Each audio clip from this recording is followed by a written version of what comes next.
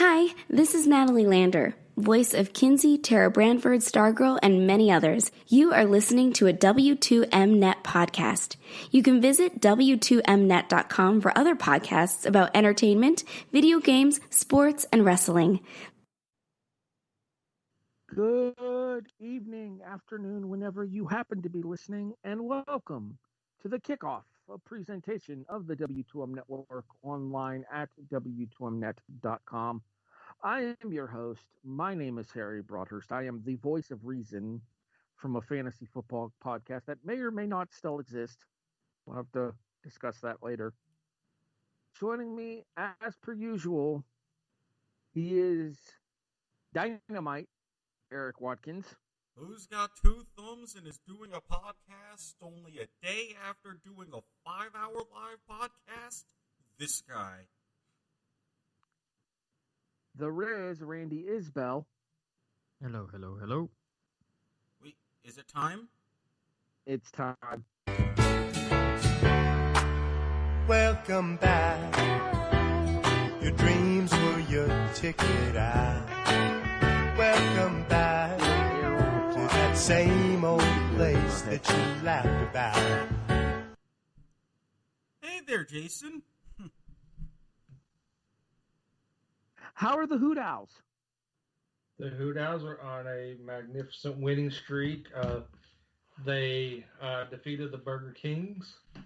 They defeated the Hedgehogs from Sonic. The Sonic Rings, actually. No, there was a dispute, and they had to, just like the Redacteds, they had to undergo a name change, and so they're now the Sonic, the Hedgehogs from Sonic. Just kind of like Washington football team. There was some kind of marketing dispute. Well, as I understand it, they do spend a lot of time chasing tails. That is right. Two of them, actually. And they've got a big game with the Milky Ways this weekend. It's a galactic battle. I'm telling you, you're lucky that the Buckets had that COVID outbreak. It was rescheduled, but we're coming for your ass. Yeah, they had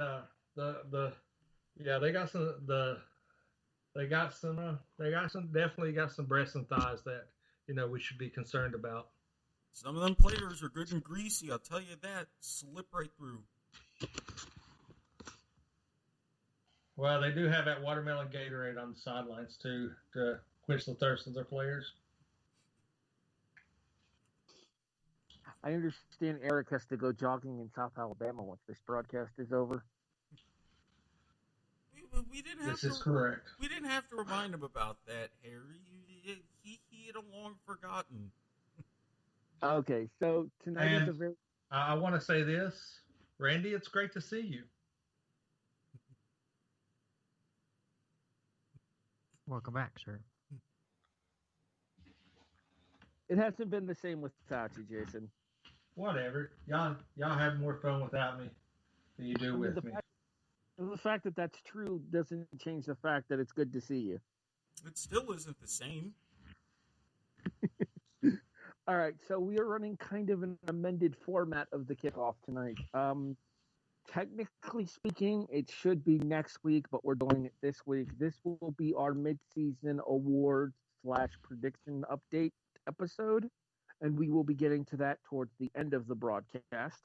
So from our standard format, there will be no So That Happened, no I've Got a Question, and no Pour One Out for the homers this week. However, there are some homers to talk about, and we will do that in the form of how we always open the show. It's time for Studs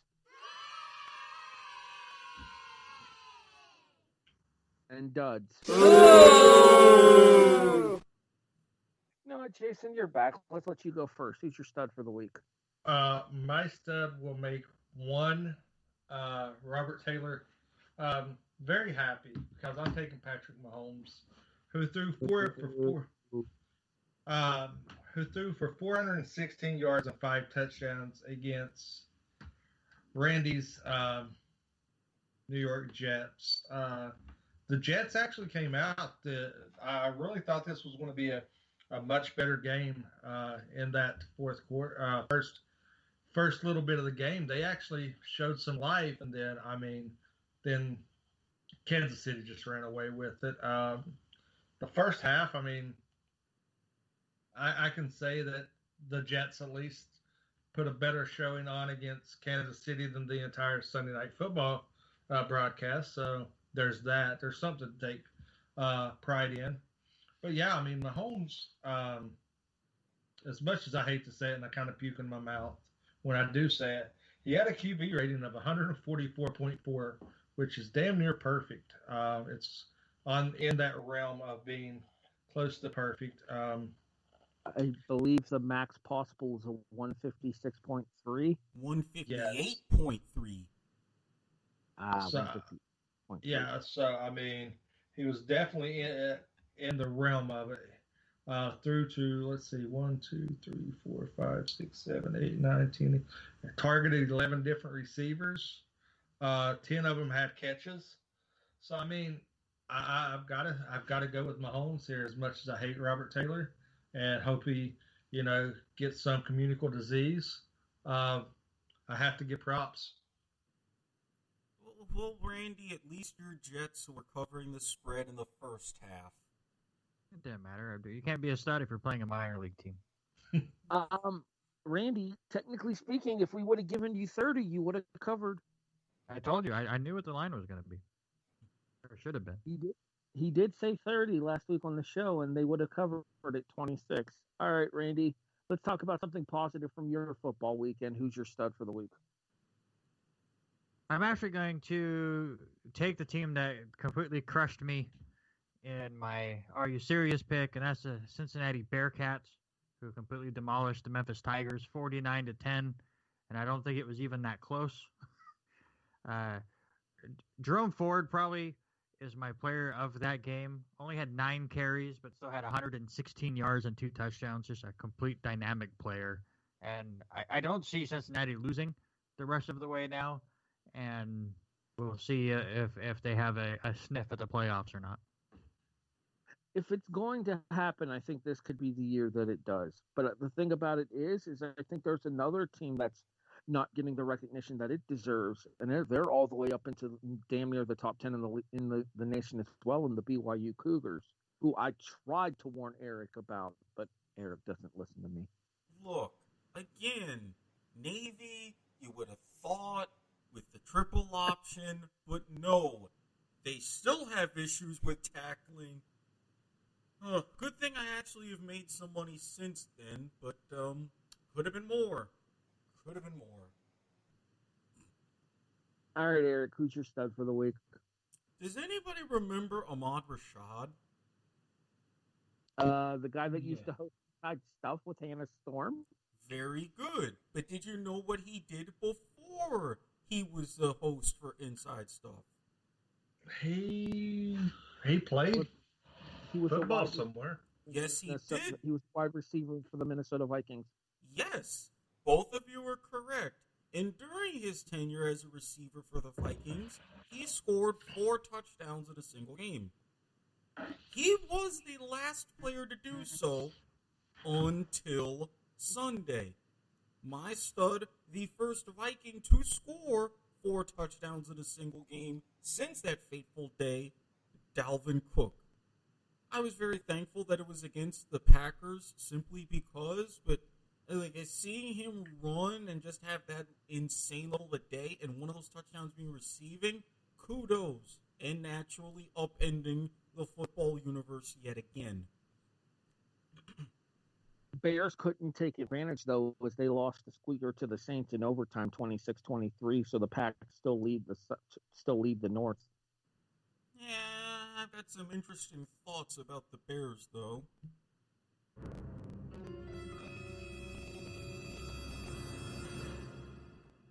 Dun dun dun. Dramatic reverb. All right. So I got 2 words that I never thought I would say for a stud on this show. Erik, does the name Justin Zimmer mean anything to you?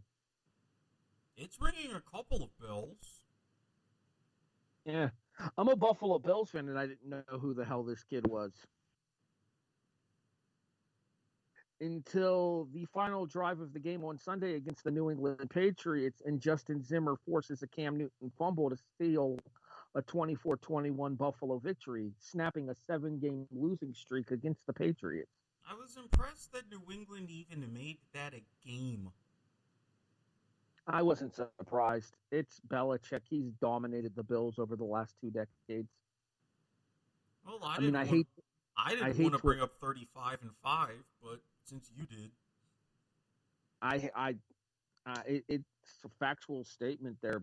Buffalo has been awful against Belichick, and the only times we've beaten them is when they've had playoff berths pretty much locked up, except for the one year we started out the season with a 38-0 shutout. But yeah, my stud for the week, since we're not going to pour one out for the homers officially, is going to be Justin Zimmer for sealing Buffalo's first victory over New England in its last 7 attempts. Speaking of streaks, Eric, if you don't mind, I'm going to go ahead and go first on dud here because it kind of ties in. Go for it. I mean, it makes me angry, but go for it. Did you know that since he was hired as the head coach at the University of Michigan, Jim Harbaugh is a combined 1-6 at home against Michigan State and Ohio State? Yet he still has a job. Even I've got to wash my hands of that situation. I think that statement ends at the end of this year unless they beat Ohio State. I think Harbaugh gets fired if they don't beat Ohio State. So you're saying Harbaugh gets fired. Gotcha. I mean, more or less, yes, but facts. As little brother came into the big house after losing to fucking Rutgers the week prior and defeated Michigan 24-21, thus making Harbaugh 1-6 at home against Michigan State and Ohio State. Congratulations, Jim. You fucked it up again. Eric, who's your dud for the week? Well, combining staying in the state of Minnesota and going in the Big Ten, we all talk about a certain Tagovailoa, which I've learned his full first name, and I have to get it back up again.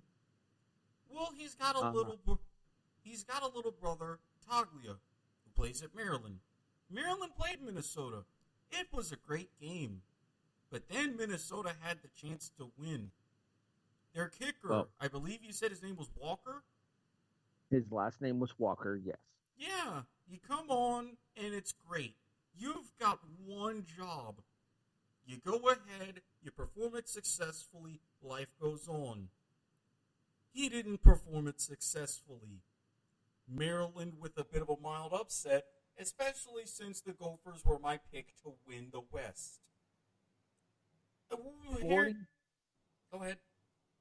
45-44 Terrapins. Although the true story of this game to me was the running backs for both teams, as both running backs went over 200 yards on this game.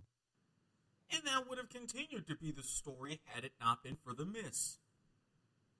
Okay, that's fair. Thank you. Congratulations to Talia. Taglia.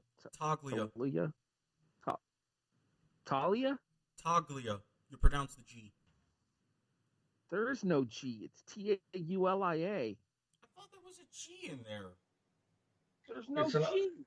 It's an OG.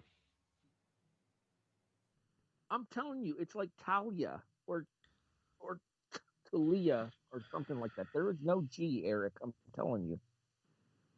Google. Yeah, I am, and you're right. But anyway, congratulations to the kid on his first victory as a starting quarterback in college. He left the University of Alabama when he realized that he wasn't going to start there. And then 2020 put its nose in and affected everything. But Talia still ended up at the University of Minnesota. And can I give an honorary dud to the announcers on that game who would not shut the fuck up about him? Yeah, I thankfully didn't pay attention that much and didn't tune in until the end, so feel free. I watched the game on ESPN, on the ESPN app. I slept through the game live when it happened. I've told you before, my sleep schedule's all fucked up. But I went back and I watched it the next day on the Watch ESPN app, and the announcers would not shut the fuck up about him. He's Tua's little brother. He's Tua's little brother. He used to play at Alabama, but when he realized that he wasn't going to get the start down there, he came up here to Minnesota. Shut the fuck up. Speaking of Tua Tagovailoa, Randy?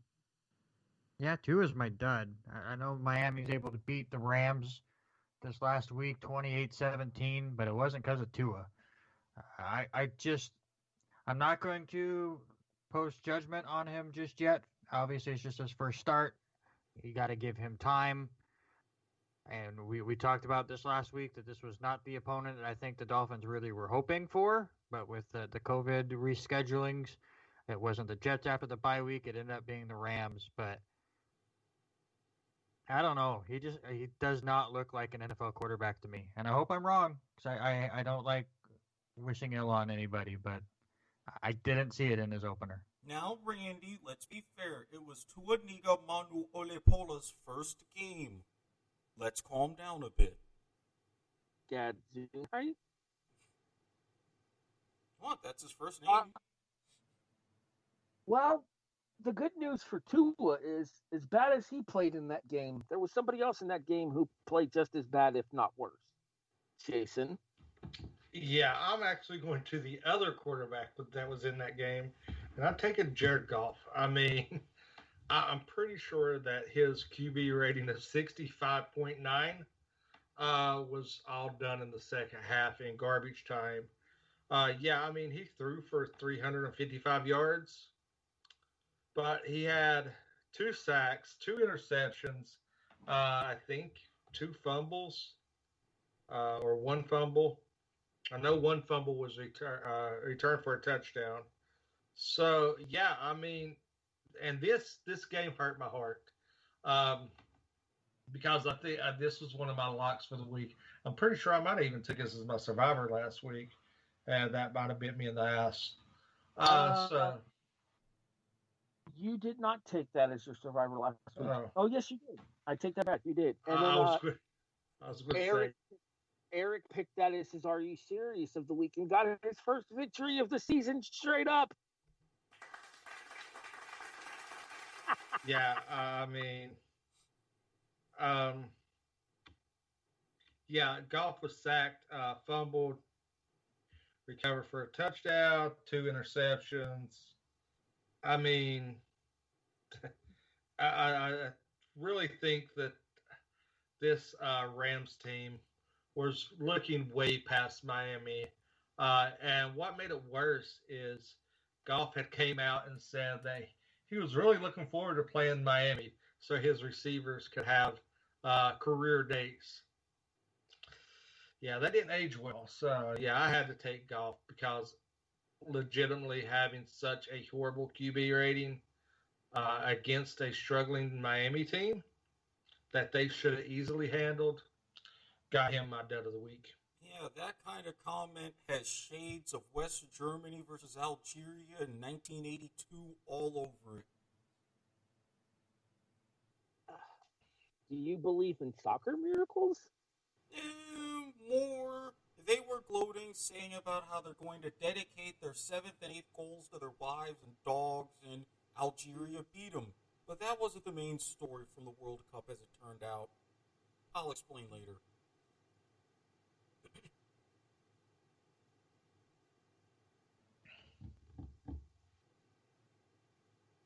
That wraps us up for Studs and Duds. We are now going to move into the first of our 2 prediction segments here with our I'm a Survivor pick. Jason, I have good news for you, sir. I am 0. Yeah, but your record is safe. My 7-game winning streak came to an end this week as Carolina laid an egg against Atlanta on Thursday Night Football. How about that? The Falcons actually remembered what you're supposed to do with the lead. So, in this instance, the all-time Are You Serious record remains at 9. However, due to forfeiture, Mama Watkins will be resetting back to 2. And the current leader for longest win streak right now is Randy at 2 games.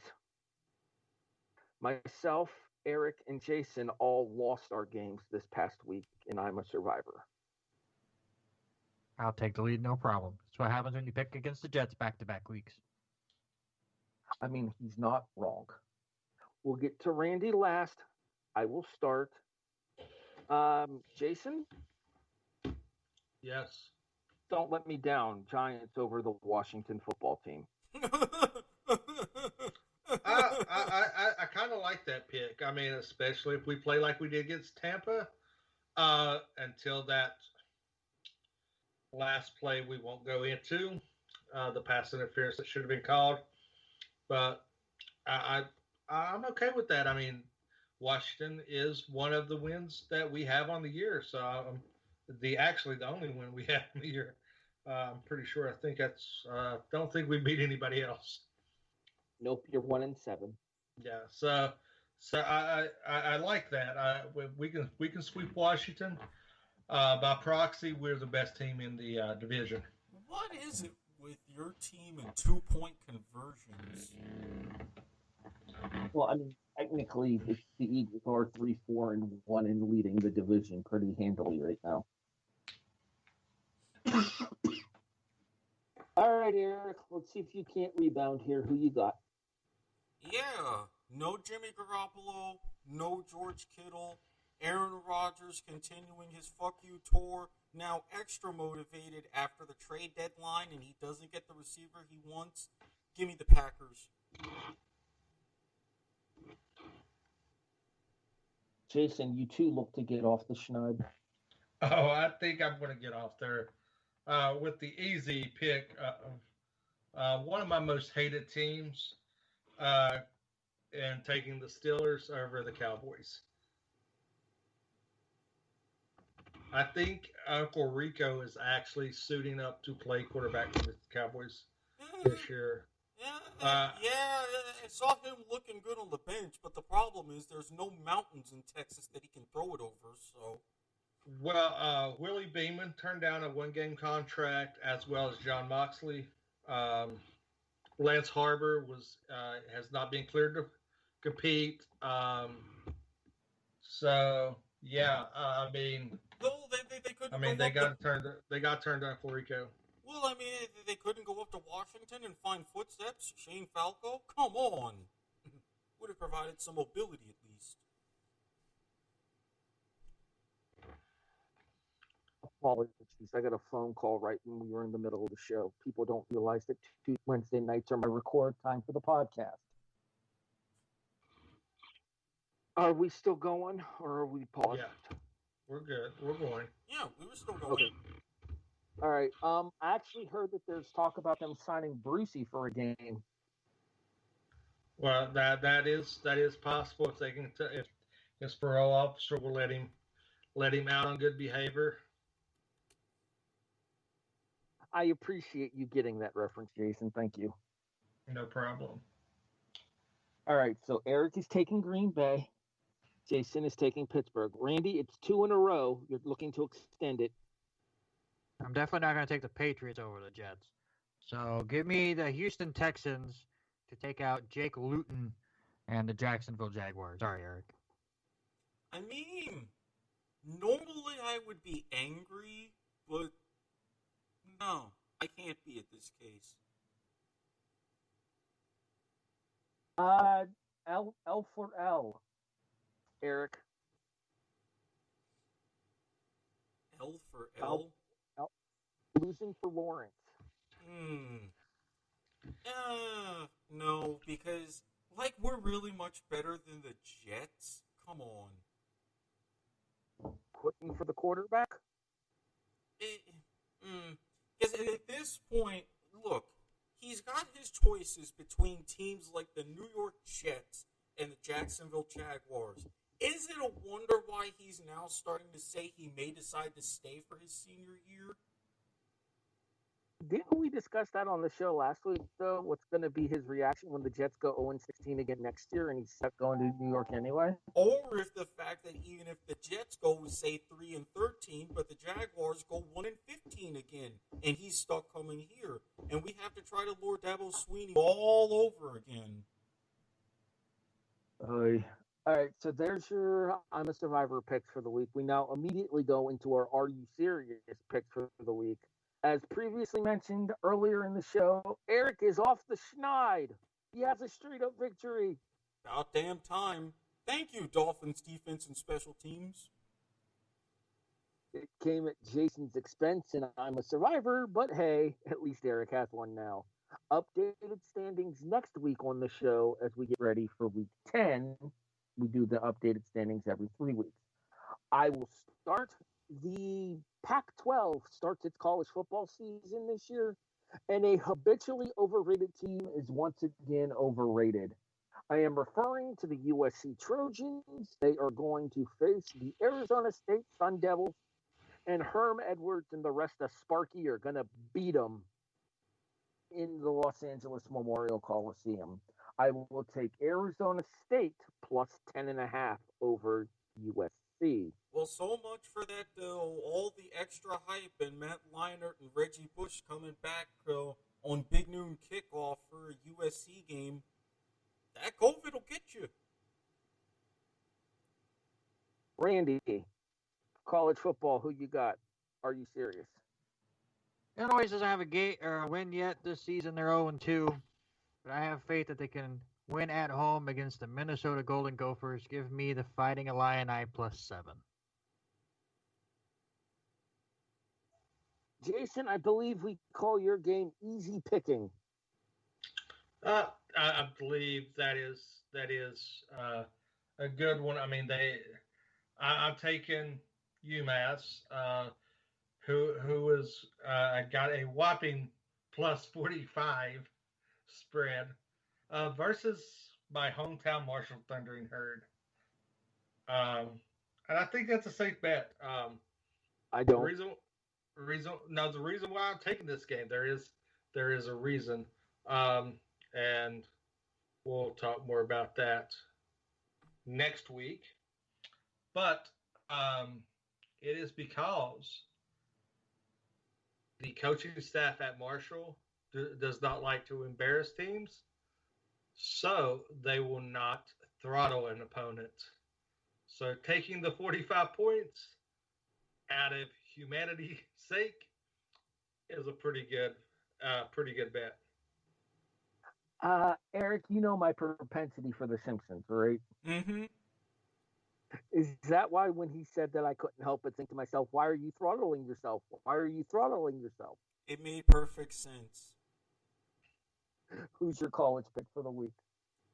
Well, times aren't entirely the best outside of Clemson in the ACC. Virginia Tech, yes, they've got a good record, but they've also got some major issues. And we talked about independence and the fact that Liberty is on we don't know Falwell tour of their own in the rankings, trying to keep an unbeaten streak going. Give me Liberty plus 14.5. Liberty. Never mind. Yeah, fuck that emu. How dare you, sir? It's a long story, trust me. I got beef with that place. Got heat with the emu. Dog is cool, though. Dog is okay. Mildly annoying, but okay. Nope. If you got heat with emu, you got heat with me. Moving over to the National Football League, and are you serious? Well, they fucked me last week. Maybe they'll help me this week. I'm once again picking against the Atlanta Falcons, as they are a favorite this time. Give me the Denver Broncos coming off of a literal last-second victory over the Los Angeles Chargers. And they are at Atlanta getting 4 points. I will take Denver plus 4. Randy?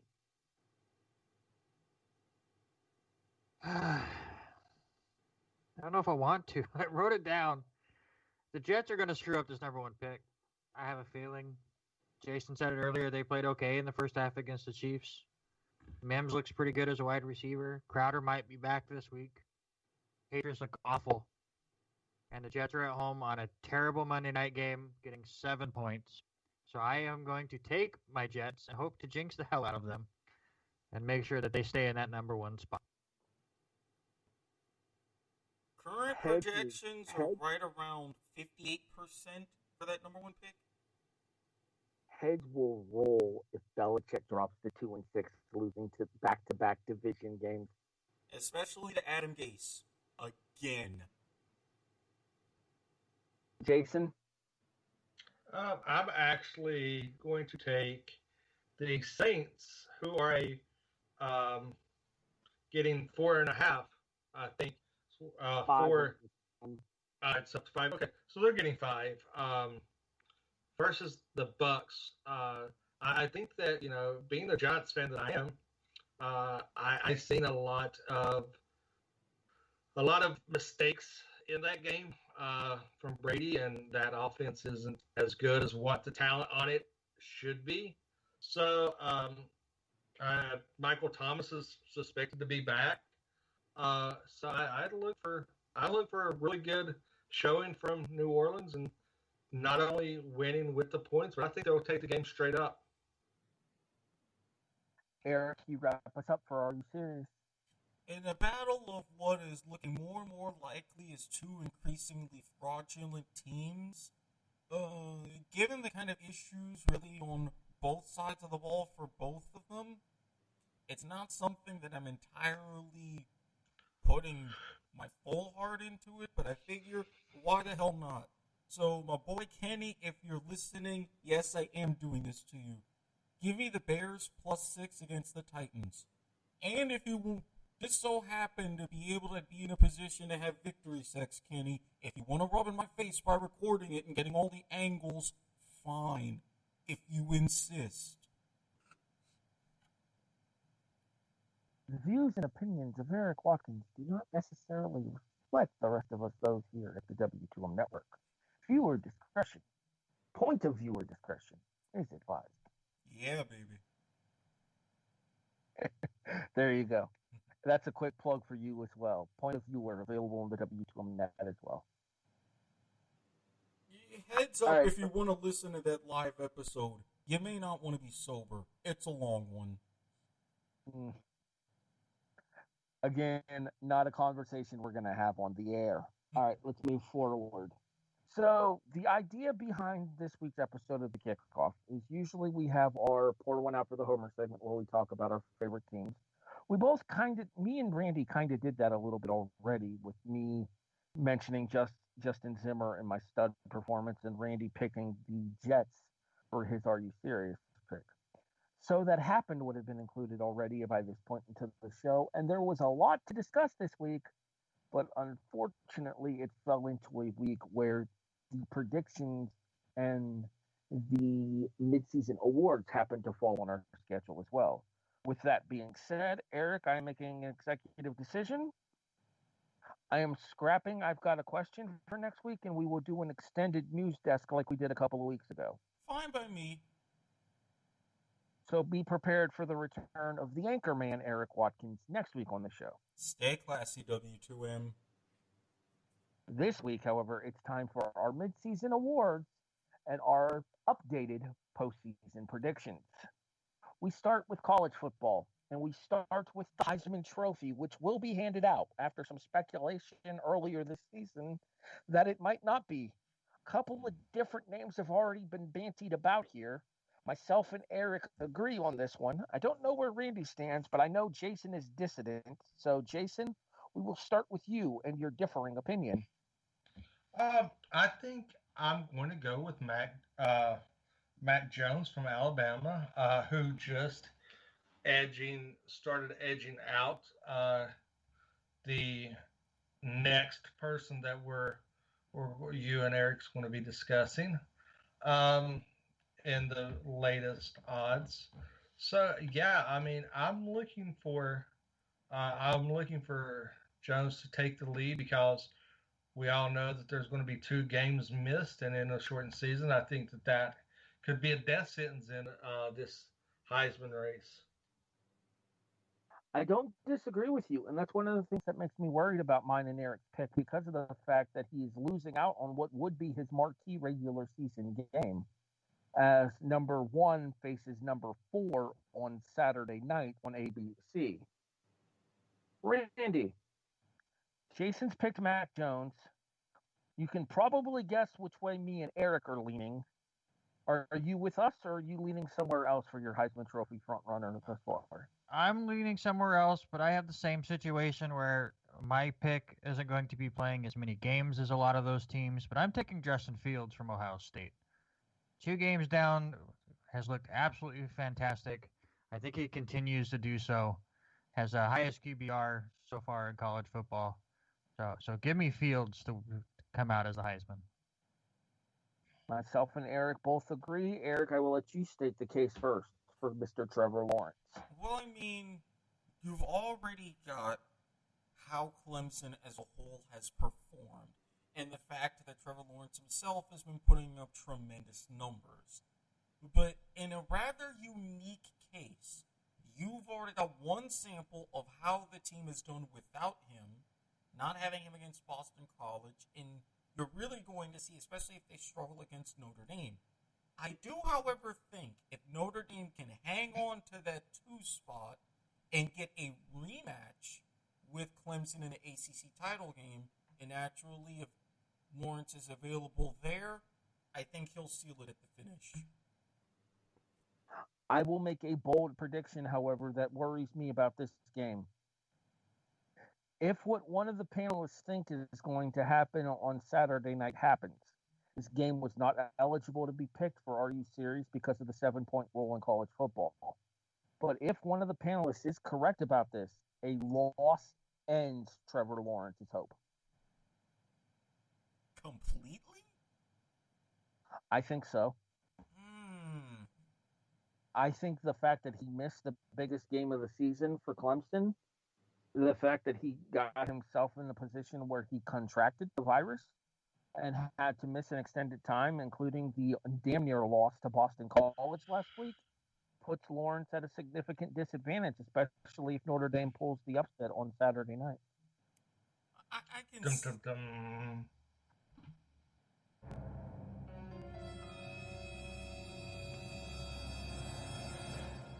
dramatic reverb. We'll talk more about that a little bit later. All right, Jason, you have a very interesting pick for your coach of the year thus far, one that will make the co-owner of the W2M network very happy. Yeah, I mean, I'm going to Sam Pittman. I mean, I think that he's turned the program around. Got some quality recruits in. That team is playing well beyond what anybody's given him credit for, and I think it's because he has coached them up and had them buy into his system and his beliefs. So I think that I think Pittman is definitely somebody that may be holding up the Coach of the Year hardware at the end of the season. I just don't think Arkansas has the horses to hang in the SEC. Okay, and I think as the season progresses, Arkansas is going to fall further and further off the map. But you aren't the only person that shares this Pittman opinion. So, Eric, I'll let you state your case. Okay, and I'm actually going to kind of provide a counterpoint to your point. Yes, they are set to potentially fall farther back in the SEC, especially in the brutal SEC West. However, when is the last time that we've even been able to mention Arkansas winning SEC games to begin with? 3 years ago. Exactly. You as a coach are guiding a team that ended one of the longest SEC losing streaks ever and did it in very interesting and quirky fashion. And the fact that you're not just routinely getting blown out, but you're getting more and more competitive games games, even in losses. As it was once said on a pretty awesome cartoon show, being terrible at something is the first step to being halfway decent at something. When you suck at football, you figure out why, and then you make incremental changes. Then you get less sucky. Then you get decent. And if you keep making those changes, you can be a powerhouse. Yes, it's a long ways away, but the fact that Pittman is the first coach to be able to take that first step in quite some time deserves some merit. I can't disagree. I have a bigger surprise as my leading candidate for Coach of the Year, and I want to see where Randy lands for his first. Yeah, give me Jamie Chadwell for Coastal Carolina. 6-0 in the Sun Belt. Beat a couple of decent teams. And has a great chance to go undefeated into that big game against Liberty to the end of the year. So his second year with the team and has really turned them around. So I'm picking Chadwell. Hey, Erik. Yeah, aside from what? Having a shout out to my boy Josh who played at Coastal Carolina? Long story, telegram, you know the deal. Erik. Hmm? We have our group chat, right? Yes, we do. I posted the categories for the college awards, did I not? Yes, you did. Do you remember who I picked for college coach of the midseason?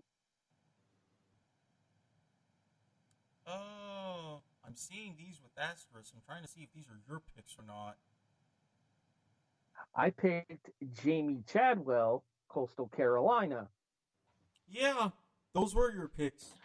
Mm-hmm. 6-0 for a team that's only been in the football bowl division for 8 seasons. A team that overall inside of the FBS is over 500, but not super over 500. And this is by far the program's best start in an FBS season.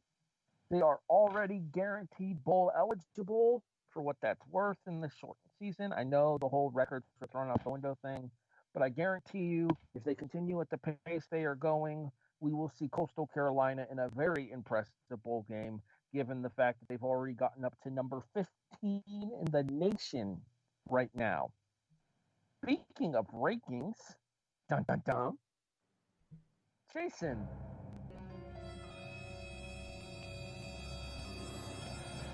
Dramatic reverb. Jason, what's your biggest surprise of the college football season thus far? My biggest surprise is how these college football rankings are looking. I mean, if we on a normal, quote unquote normal, college football season, if I told you that teams like Cincinnati, Indiana, Coastal Carolina, Marshall, SMU, and Liberty would all be at the top 25 in one given week, pretty sure all of us on this panel would laugh and, assume that we got into Erik's stash. But it's 2020 and shit's going crazy. But yes, currently, all of these teams that I just mentioned are all in the top 25 with the hometown, like you said, the aforementioned Coastal Carolina sitting at number 15. The hometown Marshall University Thundering Herd sitting at number 16. My biggest surprise in this is actually Cincinnati sitting at 6. They're not the only group of 5 teams sitting inside of the top 10 right now either. Brigham Young is 9th. Yes, BYU is 9th. How overlook BYU? So yeah, I mean, these college football standings, as much as I harp on them, are very, very surprising. It's very shocking to see some of these teams getting nationally recognized for their efforts and their play on the field. And I know somewhere out there among the waves may or may not be listening to this podcast, there is someone we know who is hearing this and they're smiling right now. And we say unto the twinsies, it was your birthday present. Randy, what's your biggest surprise of the first half of the season in college football? Well, Jason touched on it a little bit, but I'm taking Cincinnati as my surprise. Not only are they 5-0, they are crushing teams. Only one of their 5 games has been within 20 points, and that was against Army, where they beat them 24-10 in their second game of the year. Just a really, really good team. I just kind of wish they had a little bit harder schedule, but nothing you can really do about that. I do think that this is the year that a team running the group of 5 would have an opportunity to make the college football playoff, even with the shortened 14 playoff and not the expanded 8 that people were talking about. I think it's entirely possible this year. I'm personally not predicting it, but I think it's entirely possible. We'll get to our predictions a little bit later on for the CFP. Erik, what's your biggest surprise of the first half of the season in college football? Well, both of them have really touched on it because normally when you're looking at not just the play itself and how the teams perform over the season, we usually get maybe one team from the group of 5 trying to sneak in, getting a nice run, getting into the 20s, or making a really big run every few years, and we say, oh, this could be the team. But really, that's not the case. Not only do you have Cincinnati, Coastal Carolina, now you're seeing Liberty sneak in. You had some of your normal group of 5 stalwarts like Appalachian State, but then getting overtaken by Marshall. And I think, really, the group of 5 as a whole, I am very impressed. And yeah, I can see 2 teams to where, at the very least, sleeper picks for the playoff. But if not, it's going to be a real interesting race for that New Year's Six Bowl. Randy, to your point about Cincinnati, you mentioned the fact that their only non 3-score game was Army. Army not playing Cincinnati this year is 6-0. The Bearcats are their only loss on the season, which tells you that even though it was only a 24-10 game, it was still a quality opponent that the Bearcats beat there. And if I'm not mistaken, I believe that game was in West Point as well. I do believe it was. My biggest surprise of the first half of the college football season has been the overall quality of play in college football. Randy is shaking his head no at me. Apparently the game was in Cincinnati. No, it was Cincinnati. Okay, well, either way, it's still a 6-0 team otherwise. So impressive all the same.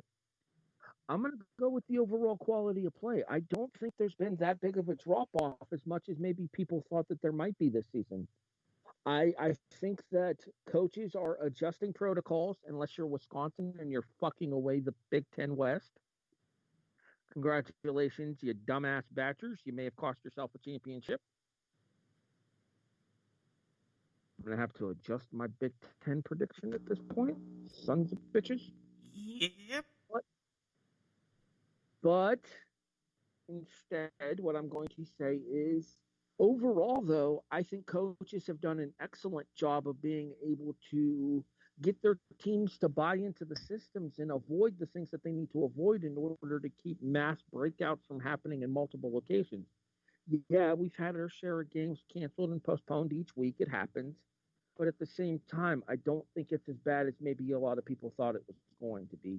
And the quality of play on the field has felt like a traditional college football season, which is, I think, the best thing I can say about this season.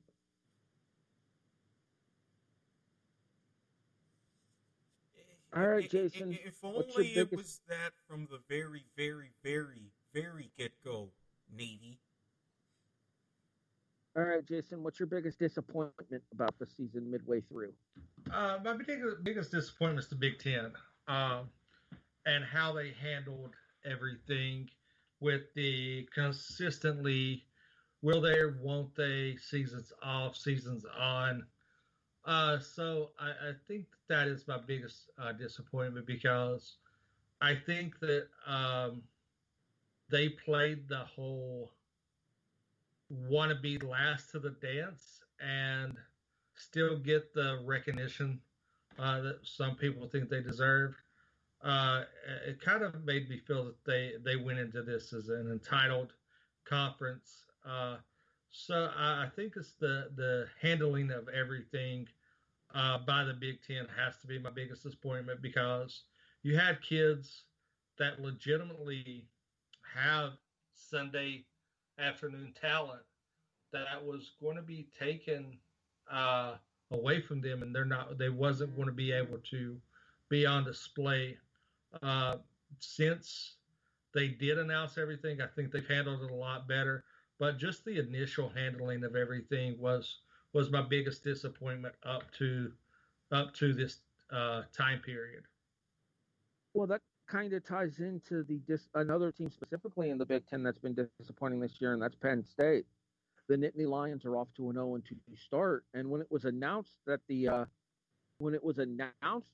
Big Ten wasn't playing, one of those Sunday talents that you mentioned, Micah Parsons, who was a linebacker for Penn State and widely considered to be the best linebacker prospect in the NFL draft class this year, decided that he wasn't going to play at all. And then once the Big Ten announced that they were going to resume the season, Micah Parsons decided to announce that he still wasn't going to play at all because of all the will they, won't they.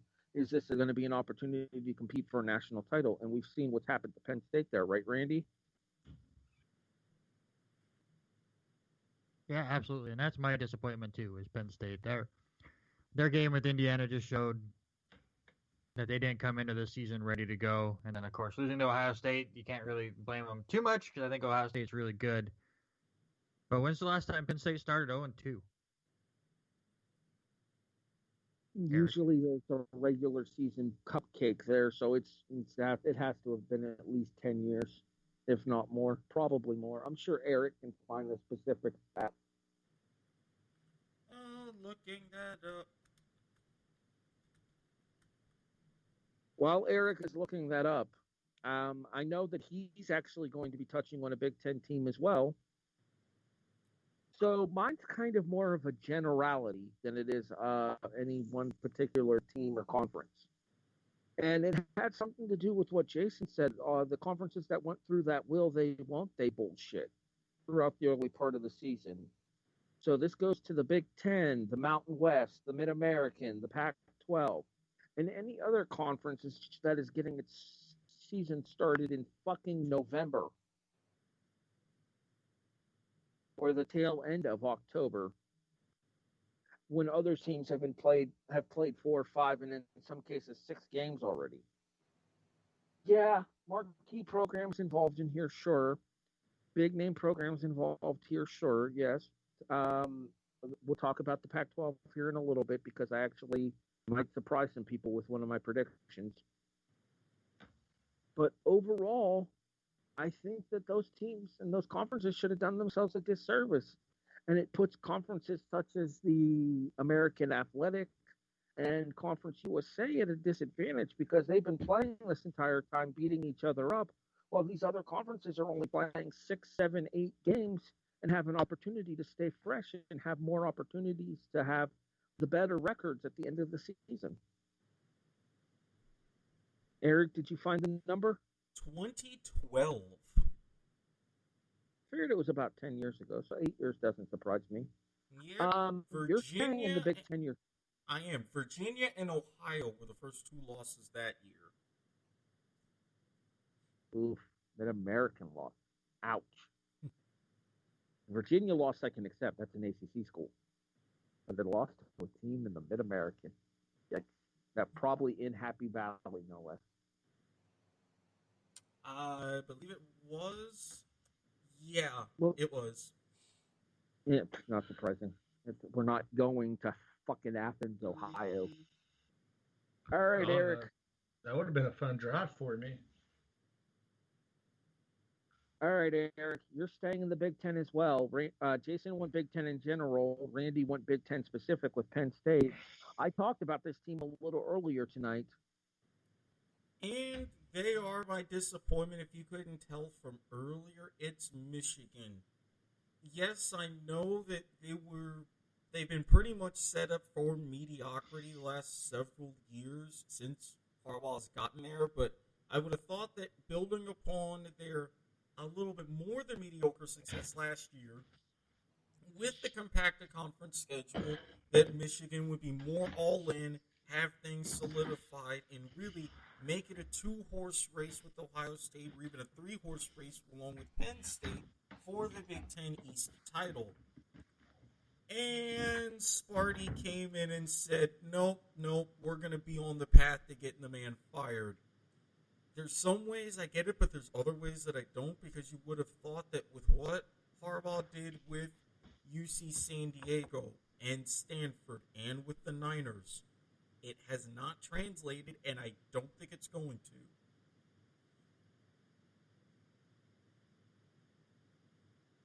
Jason, buy or sell Harbaugh's gone at the end of the year. Oh, I'd lay a cool $100. Take those odds. I think he's out. I think he's out before the end of the year. Our compulsive gambler, ladies and gentlemen. Randy, buy or sell that Harbaugh's gone at the end of the season for Michigan. Buy and watch him end up being the next coach of the New York Jets. I mean, he did okay in the NFL with the Niners. Granted, the Niners had, talent, but yeah, still. but again, even the Niners turned to hate him, and they're a well-run organization. You really think he will be able to get along that well with the people in the front office of the Jets? No. Erik, buy or sell that Harbaugh's gone by the end of the year, or at the end of the year. I think they'll try to at least keep him on because they're not really the kind of fire a coach mid-season. But I think after all this, and then when they get waxed by Ohio State, that's going to be the death knell. He'll be done. I will say this. You just touched on it. It goes back to what I said earlier. If they can miraculously beat Ohio State, it will save Harbaugh's job. If they lose to Ohio State, Harbaugh gets fired. I don't think 2020 has enough energy left in it after everything that's going on to make that happen. Come on now. See, you say that, but shittier things have happened. All right, so that takes us to our final prediction for college football here. Randy, we'll start with you. I need your Final Four and your national champion. Oh, jeez. Let's go chalk a little bit. Go Clemson, Alabama, Ohio State.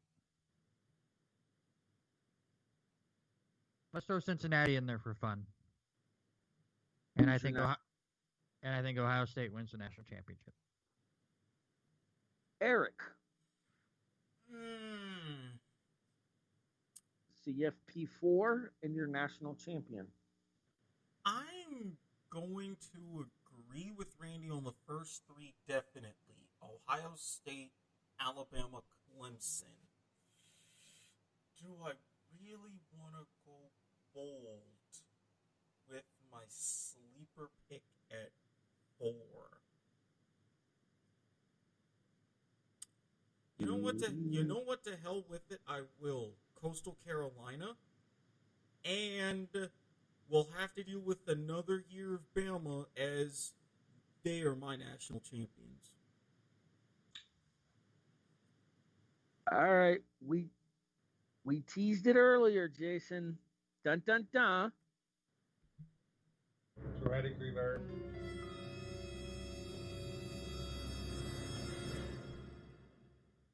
My Final Four is going to blow minds. My Final Four is going to be Ohio State, Notre Dame, Georgia, and Texas A&M, with your national champion being Notre Dame. Erik, I think he's gotten into your edibles. You do know those are like 30 and 50 milligrams, right? I'm telling you, it's 2020. Shit shit's crazy. I think Clemson loses this weekend and starts a spiral that they don't recover from. They take this loss, they struggle. Alabama, I think, gets edged out by Georgia. Ohio State, I mean, they've looked very impressive. Notre Dame gets uh, um, that solidifying win that elevates them to that next level. And A&M, I think the reason I wanted to go Cincinnati, but the reason I took A&M over Cincinnati is because if A&M can run the rest of the season, their quality wins would edge out Cincinnati because you do have a little bit tougher schedule in the Big 12 than you would that Cincinnati would face. And I think that that's the only reason that they would leapfrog Cincinnati in that aspect.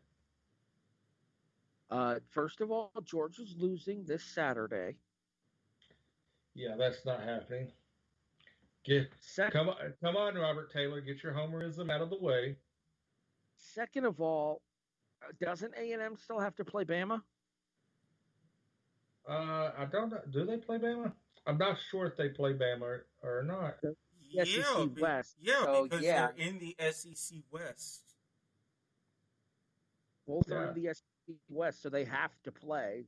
So that's another loss for A&M. That's 2. They're done. No.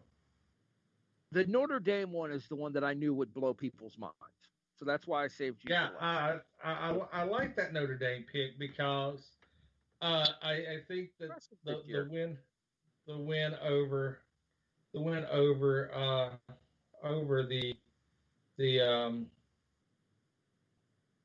over Clemson, and I misspoke. I put for some reason I was talking about Texas A&M in the Big 12 for some reason. I'm about to say that's medication's kicking in. I'm a little sleepy. So my mind resorted back to the old Big 12 alignment before that they left for the SEC. So yeah, I mean, I think that I just have a hunch. I love the Notre Dame pick. I mean, I might go ahead and throw $50 on Notre Dame to win the national title just for shits and giggles here in a little bit. I wonder what that would pay out. Probably in the realm of conversate amongst yourselves. While our compulsive gambler checks that, I will give you guys my final 4. And it physically pains me to say this, but I'm going Clemson, Alabama, Ohio State, and here's my surprise. You ready, Eric? Go on. Oregon runs the table in the Pac-12.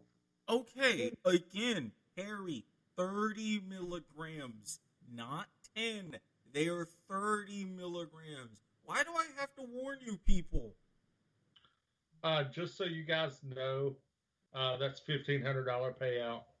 They're 30-1? Yes. Well, it's a wasted $50 is what it is. But well, shit, I'm wasting fucking $50 a weekend anyway. I mean, to be fair, the man did pay more than twice that for a Christmas tree, but we're not even talking about that right now. I mean, not. I might not even be here for Christmas. Ohio State's your national champion, beating Clemson in the final. Bro, you just gonna no-sell what he just said? I'm moving on because we're not putting that juju out there. We're not putting that Juju Schuster-Smith out there, okay? Juju Smith-Schuster, put some respect on his name. I still remember when he tore down. Who did you take, Harry? I took Ohio State over Clemson in the final. Okay, Ohio State's plus 200. And what is Bama, about plus 500? Bama, Clemson, Ohio State plus 200. Okay. Georgia's the next one on the odds at plus 2,000. Florida's at 2,500. Notre Dame Florida, 3,000. Florida can still bounce back because the only loss is to Texas A&M, and that's not a bad. BYU, Cincinnati, Wisconsin, 8,000.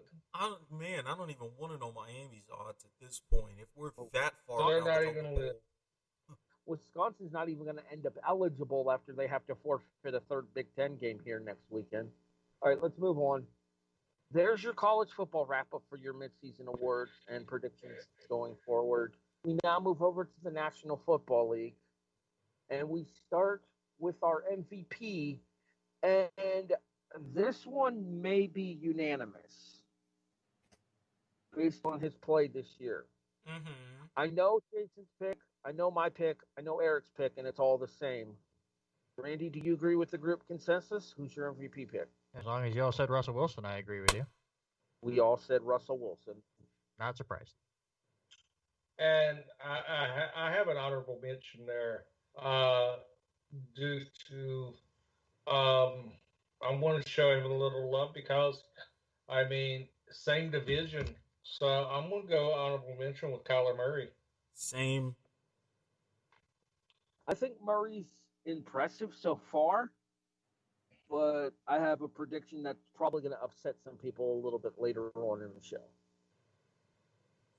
Personally, with me, I look at Kyler Murray and I see he's going to potentially be, if all goes well, in about 5 years, close to what Russell Wilson is now. Not entirely there, but he's basically going to be the next guy in that template.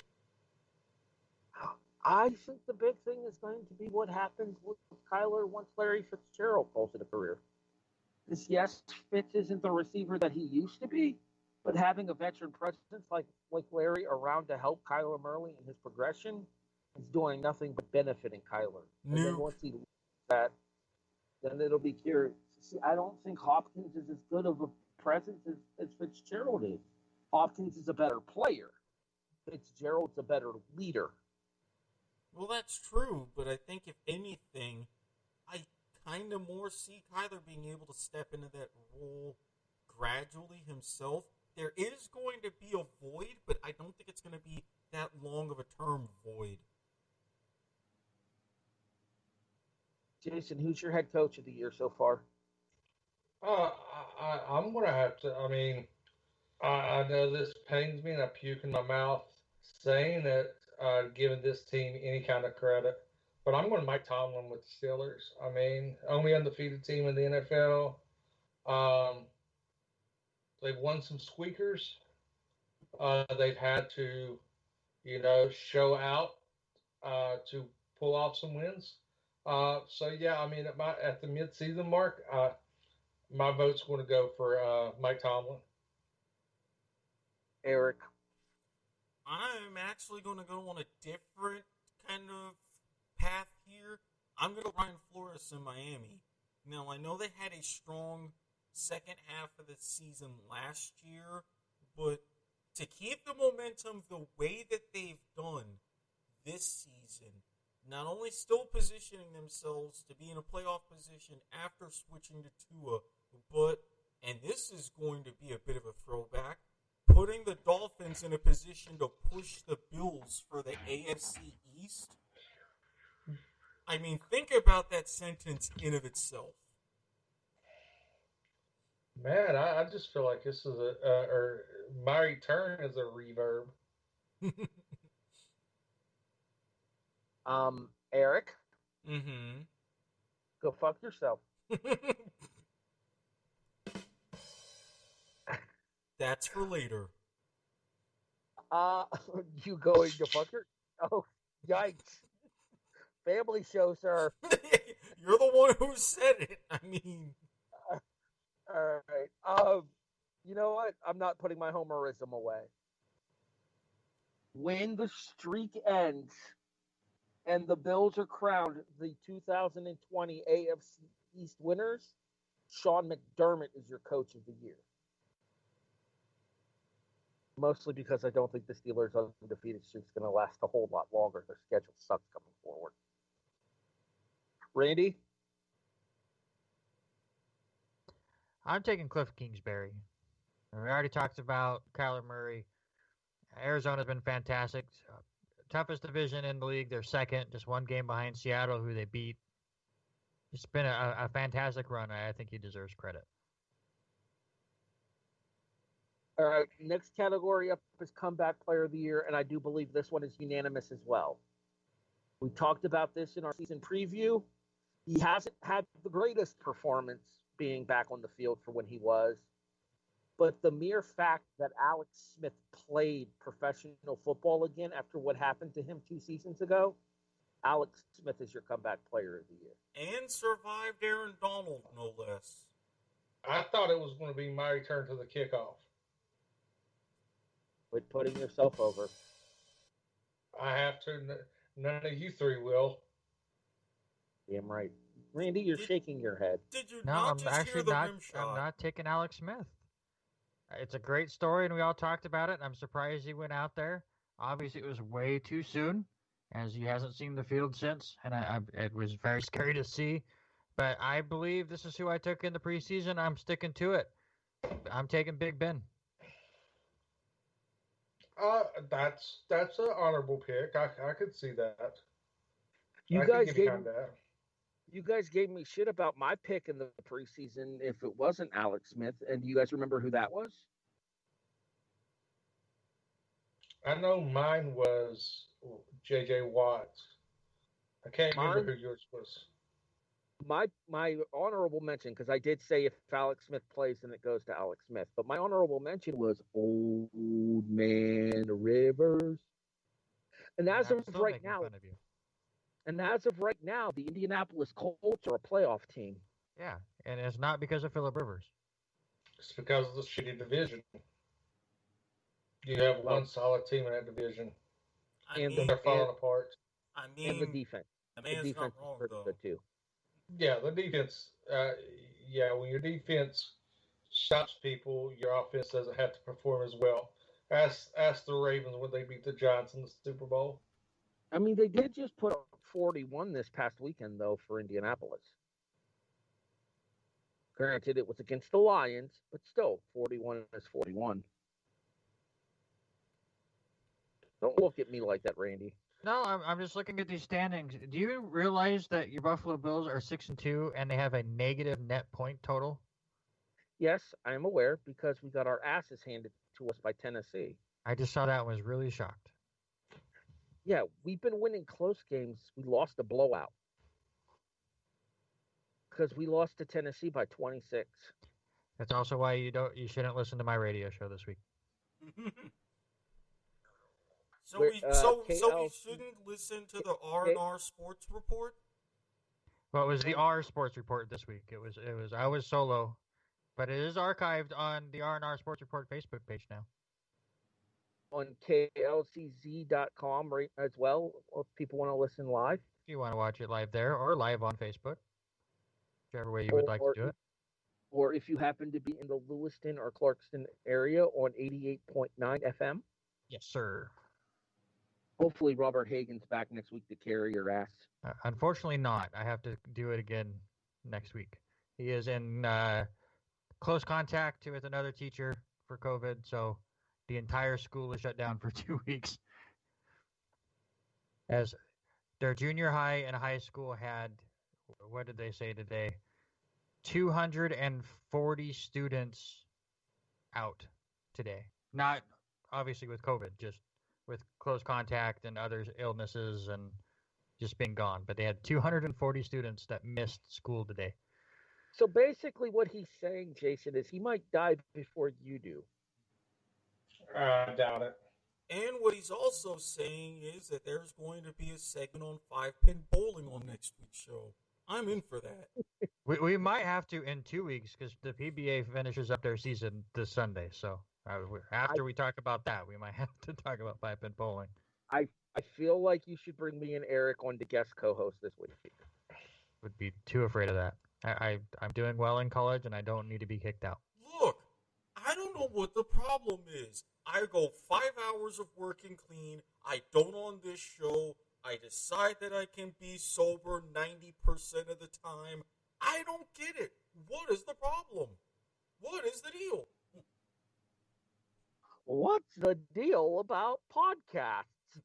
Sorry, had a moment. I'm good. Jason, who's your rookie of the year so far? I'm going with the standout rookie quarterback that I predicted would be the best quarterback in this draft class, and that's Justin Herbert. I think Herbert has been good, but I think Herbert is hurt by expectation. The Chargers were supposed to be better than what they are overall as a team. Cincinnati was supposed to be god fucking awful this year, and they're 3-4. Yeah, I'm taking Joe Burrow. yeah, but here's the thing. The Chargers were supposed to have Tyrod Taylor as their quarterback. Yeah, That's true. Even if he doesn't win games, he'll manage them for you. He's not going to lose. he's the classic Alex Smith. To be fair, both the Bengals and the Chargers are 2-5. The Bengals happen to be 2-5-1, but they're both 2-5. But that still means he has a better record than Justin Herbert does. Give me Joe Burrow. Erik? And give me Justin Herbert. That kid is the truth. And I'm saying this as living with Mama Watkins, who consistently roots for Joe Burrow, even when she's playing teams that either I am a fan of or I pick. But we ain't even talking about that either right now. Yeah, I said earlier that the Colts are doing well despite Phillip Rivers. I think the Chargers are sucking despite Justin Herbert. I am surprised at how well he is playing so far. I'm surprised that he's playing now. I mean, we talk about the freak incident that happened to Tyrod Taylor, that poor guy anyways. But I had Joe Burrow at the beginning of the season, but I think Herbert's been playing better. Very well. All right. I know I had one more for the NFL that was specific. Oh, defensive player of the year so far. Jason? I didn't see a defensive player of the year in this discussion. It was a secondary post after the original 6 were posted. Fuck, I don't know. All right. Well, while he figures that out, Erik? I'm going to say the defensive player is going to be. Let's see here. I'm going to take some random person. I'm going to take Khalil Mack. Hell, I don't know. Yeah, I'm looking through and I don't see defensive player either. Yeah, I didn't see it. Oh, of course he does. He attaches it right there, Mr. Need One More. Yeah. Yeah, the idea was for you guys to give me an 8th category so we didn't have an odd number, but fuck it. Randy, do you have a defense? I know I told you. Well, if we take defensive player of the year off, we don't have an odd number. Fuck it. Just answer the question, Randy. I kind of want to take Antoine Winfield Jr. for that great defensive play on Monday night to stop the 2-point conversion. But no, I think I picked. You see, you didn't add defensive player of the year, and that doesn't happen. Look at what you've done, Broadhurst. Look at what you have done. And we was getting along so well on my first show back. I had to. And I was going to take Adam Gase as my coach of the year. You still can't. Why don't you bet on that? Well, I mean, the odds have to be ridiculous. I mean, if he continues to do what he does, and they get Trevor Lawrence, I mean, that's coach of the year worthy. Speaking of the Jets, I'll get to my actual defensive player of the year in a second. But did you see that Joe Douglas, the GM for the Jets, came out and said that Adam Gase is part of their plan? What he forgot to put was to go 0-16 and get the number 1 pick. But my defensive player of the year is the one I believe I took in the preseason. I'll stick with it. I'm going to say DJ Watt. Been fantastic for that Steelers defense. Having seen firsthand the havoc he can create and continues to create on a week in, week out basis, my defensive player of the year so far is Aaron Donald. I wouldn't say Donald because he could have ended Alex Smith's career and he didn't. Pussy. And I mean, again, He's I'm also on Jason's side. How can you not go with Khalil Mack? I mean, you see that, you hear the song Return to the Mac in your head whenever he makes a play. It just makes sense. And I may or may not be biased because I have him on a couple of my fantasy teams, but we're not talking about that right now. I have him as one of my IDPs in one of the leagues I'm in. I know Randy hates the IDP.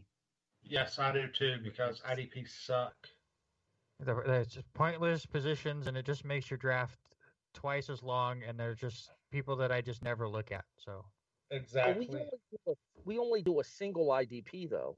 It's not like we are drafting a full. I mean, that's slightly No, better, but it would just mean more mistakes for me. I mean, I'm the guy that, I think Jason would agree I made the right choice beforehand, but I started the Chiefs defense against my Jets last week instead of the Dolphins, which cost me my fantasy matchup, because who would have thought that the Dolphins versus the Rams were going to score 20 more points than the Chiefs versus the Jets? And see, if you're like me, who have got multiple teams with multiple IDPs, you get the best of both worlds. And you end up with a Dolphins linebacker who scores you about 20 points. So there's that. Randy, you're a Jets and a Knicks fan. Your history of bad decisions is well documented at this point. Thank you for reading my Facebook post yesterday. You're welcome. All right, Eric, who's your IDP? Or who's your defensive player of the year? Well, I said it, right? Khalil Mack. Okay, thank you. Going off the fucking rails. All right. I'm surprised we held on this long. Where we're going, we don't need no goddamn rails. Oh, we'll need rails, just not the kind you're thinking about. Giggity. Family show. All right. Jason, who's your biggest surprise this year in the NFL thus far? My biggest surprise, I took a division that I was told not to take. So, and I had this. We was talking about this earlier, and I had a really good thing here, and I've totally forgot what the fuck I was going to say. So I'm going to make this up on the fly. So my biggest surprise in the NFL is definitely, no, I know what it was. I know exactly what it was. Randy actually alluded to this. And god damn it, I really hope he doesn't listen to this damn podcast, because I'll never hear the fucking end of it. I'm going to say my biggest surprise is the Chiefs defense. In our chats, I've said that they're very quietly top 5 defense in the NFL, and I stand behind that, because, I mean, they make the plays when needed. They're a bend but don't. They're really a bend but don't break defense. So I'm going to say the Chiefs defense is probably my biggest surprise, even though that I've been singing their praises for 2 seasons now. Eric, who's your biggest surprise for the first half of the season?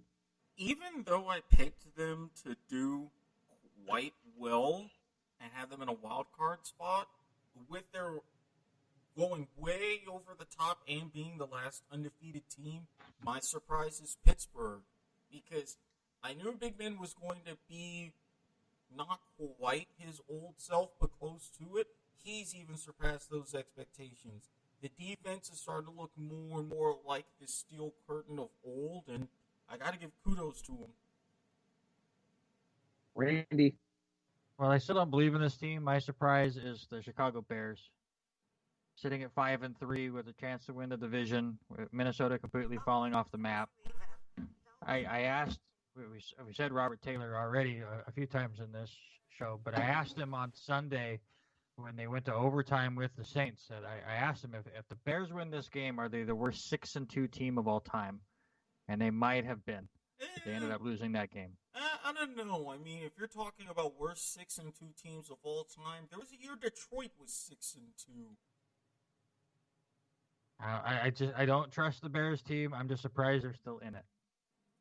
Is it wrong that I was waiting for Eric to take a shot at my Bills, given the fact that we're currently 6-2? Yeah, but you're at least, I don't care about the -1 point difference. You're a legitimate 6-2. I figured you would be 6-2. Yeah, Again, Harry, don't listen to the radio show. Are we out of your power rankings? Is that what happened? I did a AFC first half review because I needed to fill time, and I was not kind to your Buffalo Bills. Yeah, well, in fairness, scoreboard biatch. Of course he's not going to be kind to your Bills. How can an 0-8 team fan be kind to anybody? Yeah, you took an 0-8 team, you beat them twice by a total of 18 points. Okay, but in fairness, that 0-8 team should have a different coach already. No. Keep the coach, go 0-16. All right, Stop anyway. messing with the game plan. So it's kind of appropriate we're talking about the AFC East right now because that's actually where my biggest surprise lands. My biggest surprise this far in the season is the Miami Dolphins. I know, and I'm about to throw a little bit of salt in some wounds myself now, Randy. But there was a bet as far as which team would end up worse, either Miami or the Jets. And the Jets are 0-8, and Miami is looking at a potential playoff spot. Yeah, I've already got that money set aside. I'm just waiting for Robert to pick the video game. Get him to pick now while you can get them on sale. Yes, Black Friday deals. Look into that. That's absolutely not what he's doing. He's going to wait for the PS5 to finally come out and for ours to get ours, and he's going to pick a game for $70. I know it's how it's going to work. He's just waiting for the right game. But to the point that, while I do think that starting Tagovailoa over Fitzpatrick is a mistake, especially when you are in the thick of things in the AFC playoff race, it is impressive that the Dolphins have been able to hang around as much as they have thus far. It is impressive that the Dolphins are hitting the halfway point of the NFL season, and they are over 500 at 4-3. Well, I mean, to be fair, the Giants were 5-3 when they turned to Eli Manning, so.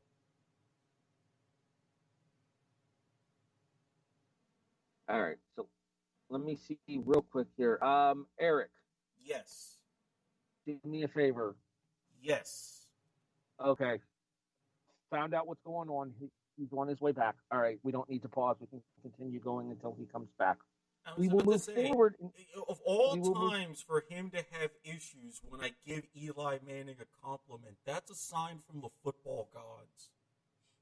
Yeah, we hopefully learned our lesson about pissing them off this year. I mean, we haven't, but hopefully we have. All right, so while Jason's reconnecting, let's go ahead and get into our biggest disappointments of the first half of the year.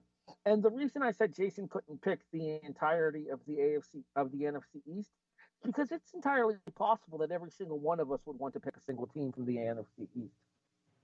I am not picking a team from the NFC East, however. I am going to go with the Atlanta Falcons as my most disappointing team of the first half of the season, because this is a team that I thought was going to be a playoff team this year, and a team that I thought was going to compete in the NFC South. And they sit now at 3-4, I believe. I want to say it's 3-4. It might be 3-5. Wait, who are you? You say Atlanta? The Falcons, yes. They're 2-6. Oh, they're 2-6. That makes it even more to my point, with them being 2-6. This is a team that has so much talent that there is no excusable reason for them to be this bad. They've already fired their coach. They're probably going to fire a second coach at season's end. And odds are Matt Ryan's probably thinking about calling it a career rather than hanging around with this front office staff. The Falcons are done. And I apologize for picking them as a playoff team in our preseason predictions. You should have known better. I tried warning you. All right, Randy, who you got? And the sad thing is I also wrote down the NFC East. So I'll just take the Cowboys because I think a lot of people were picking them to win the division. I had Philadelphia, but I had the Cowboys as a playoff team, and I apologize for that. Even before Dak Prescott went down, this team just did not look right. Ezekiel Elliott's just been terrible. Defense has not been good. So I'll say the Cowboys. All right, Eric, you're up. I would actually, as much as I was going to lean NFC East, I'm looking at Minnesota, especially defensively. Yeah, I knew Kirk Cousins was likely to shit the bed multiple times this year, but I thought even then they would have some level of respectability. Sitting in the NFC North cellar at 2-5, and they're potentially going to have some questions about their own head coach as well. I expected better. Not a lot better, but better. Okay, so I have a slight problem as well. If we could um, pause for a quick second here.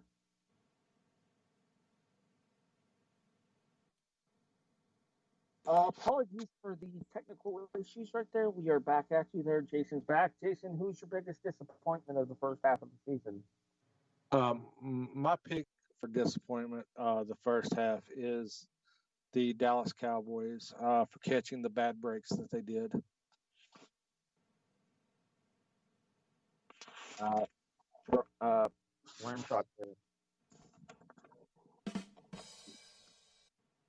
Our executive producer's asleep at the wheel over there. No, because I was thinking literally at this case, that was a more groan than rim shot, even from a Giants fan. And to think, your internet cut out as I was giving your team a compliment from earlier. I say lies. No, because we were talking about, Harry was talking about how the Dolphins' biggest surprise and their switch to Tua, yada, yada, yada. And I was like, well, you got to remember, the Giants were 5-3 when they went to Eli Manning. You and Randy achieved football brain, by the way, because he picked Dallas as well. I was trying to avoid that. Not letting him know. Please, there's something we on. We're getting back to our stick. Yeah, football, you guys are fine. You can turn your camera off, Jason, if it'll help your data, because you're frozen anyway. I don't know if it'll help my data or what. It might, because it's definitely easier on mobile data just transmitting and receiving audio. The video takes up a little bit more bandwidth. That's what I was thinking too, and we're nearing the end of the show, so he really doesn't need to worry about having the video on right now, because actually we're up to the last thing that we need to do here, and that is our updated playoff predictions. Top 7 for each conference make it. Jason, start with the AFC. And I'll go in order because, Harry, I sent this to you earlier.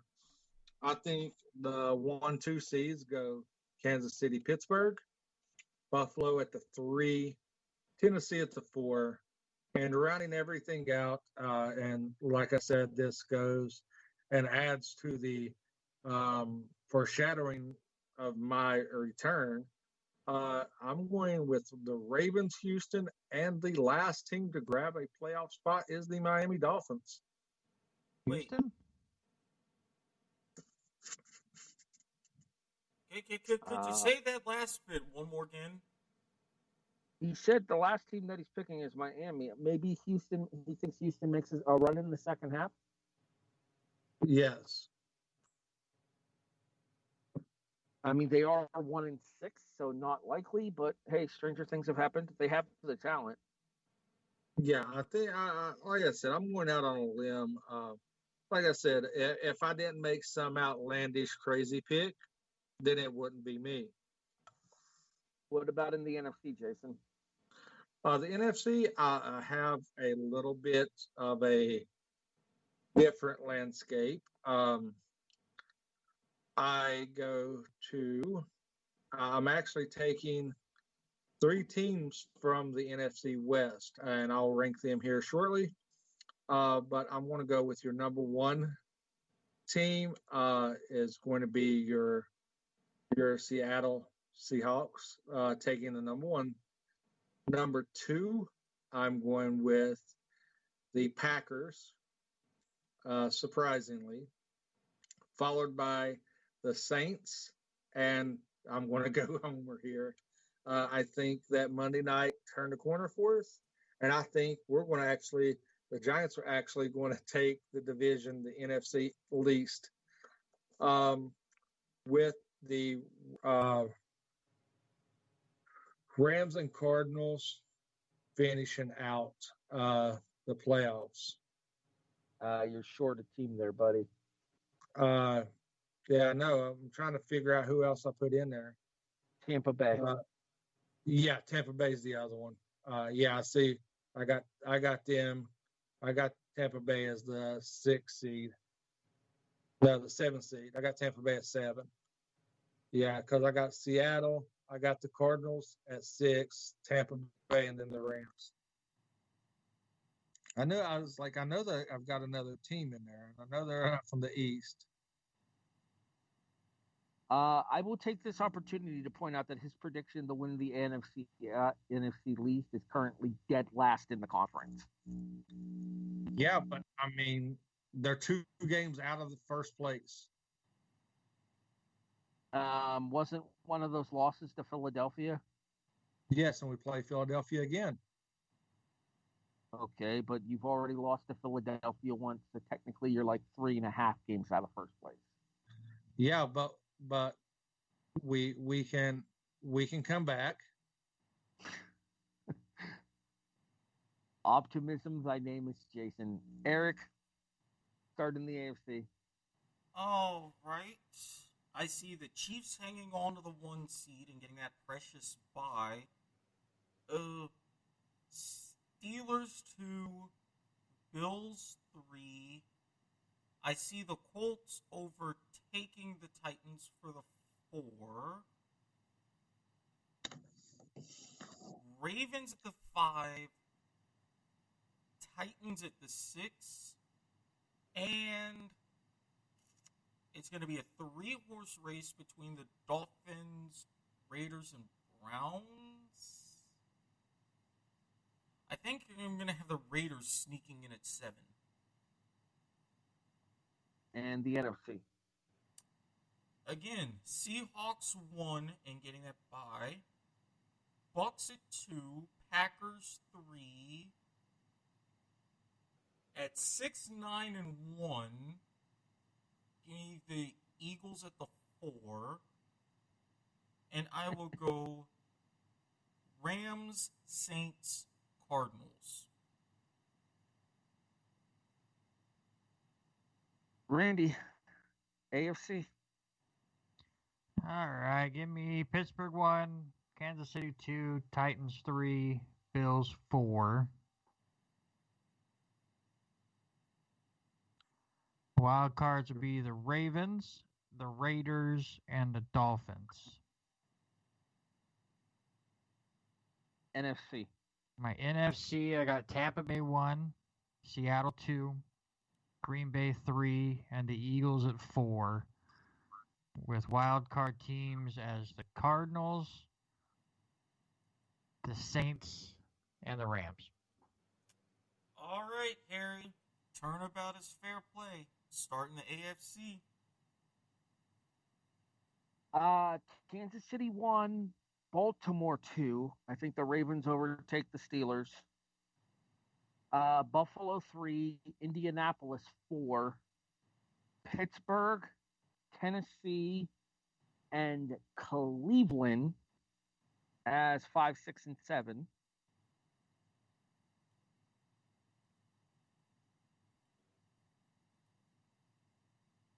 And then NFC.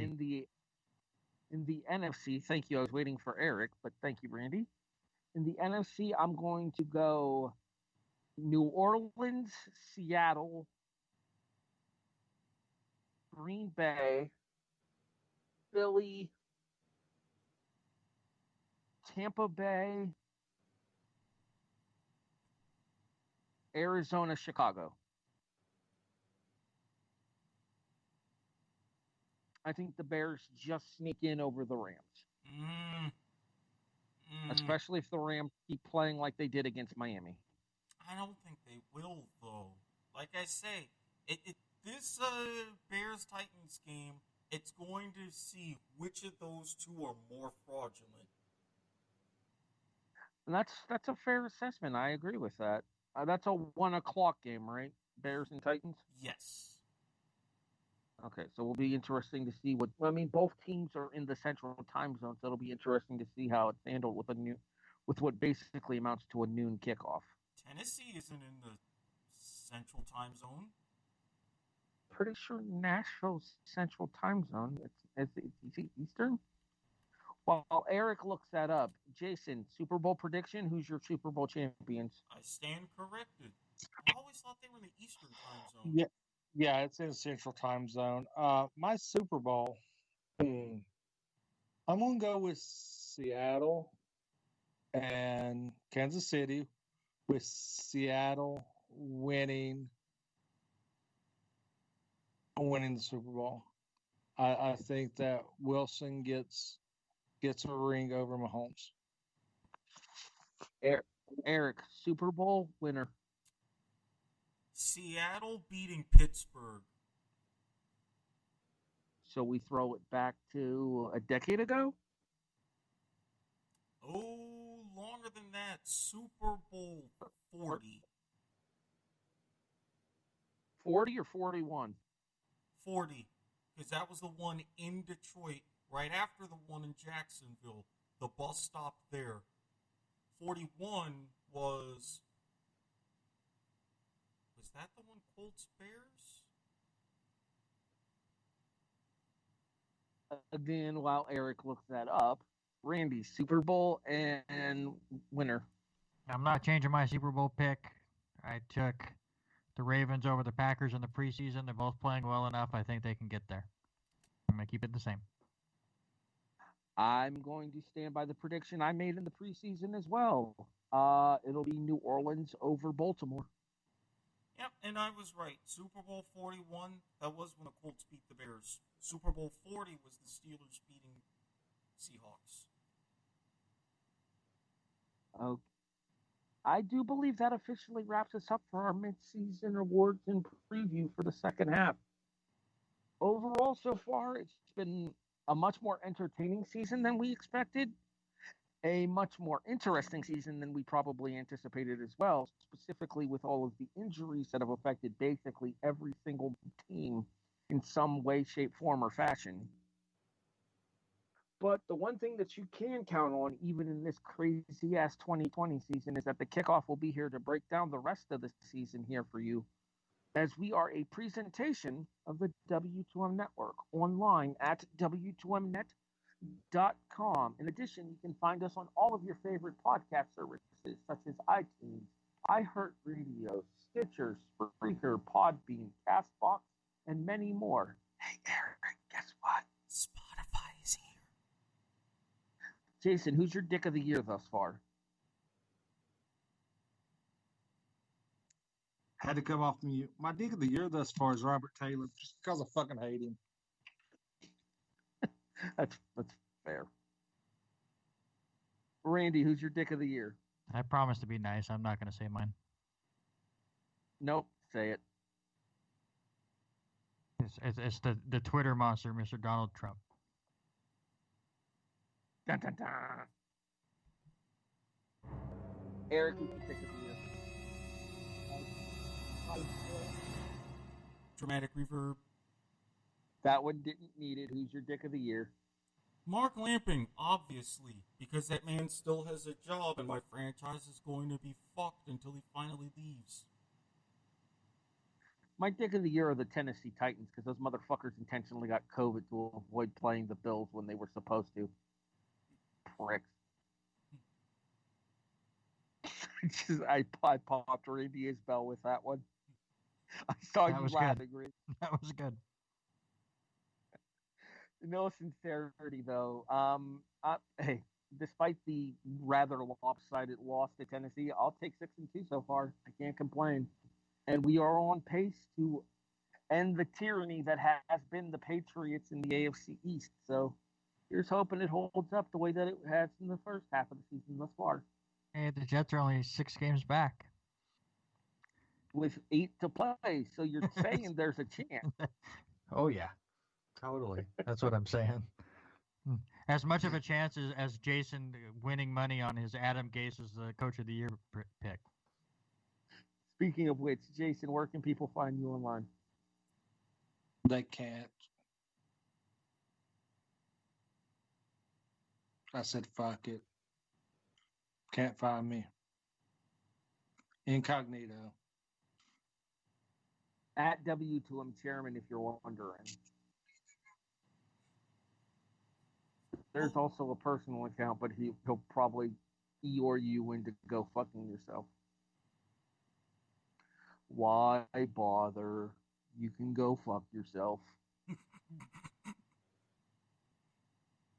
I popped Erik with that one.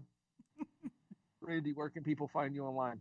You can find me at Randy Isbelle. You can find me at chapter_select for my video game podcast. You can find me at R&R Sports Report on Facebook. That is Tuesday, 6 to 8 Pacific time on klcz.com or the R&R Sports Report on Facebook. Or, again, as Harry likes to mention, if you are living in the Lewis and Clarkston area, 88.9 FM. Well, I mean, he only mentions it so that way I won't have to. And yes, 6 to 8 Pacific, 7 to 9 Mountain, 9 to 11 Eastern, 4 to 6 Hawaiian.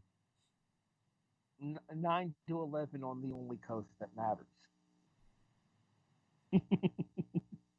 I just saw Randy go, ooh. Erik, where can people find you online? You can find me at Squid Sportshead on Twitter. I can't promise I'm going to be live tweeting much because outside of football, which I usually don't anyways, there's a little bit of a doldrums, but with me, you never know. And if you don't want to deal with those live tweets or any others, you can find me on Facebook. Look me up under Erik Watkins. You know the drill. Guy, recliner, wine, yada, yada, yada. And if you're looking for that something special instead, you can get me on Twitter, slide in my DMs, undergo my strict and thorough vetting process, and you'll gain access to my Telegram, my dark Twitter, my Snapchat, maybe my WhatsApp, a couple of others. And as always, this vlog brought to you by the fine folks at Rick's TNT LLC. Website, commercial, and notary public services coming soon. At HEB the Eagle on Twitter, on Instagram, on Facebook, and pretty much anywhere else major social media related, except Snapchat. Ain't got time for that yet.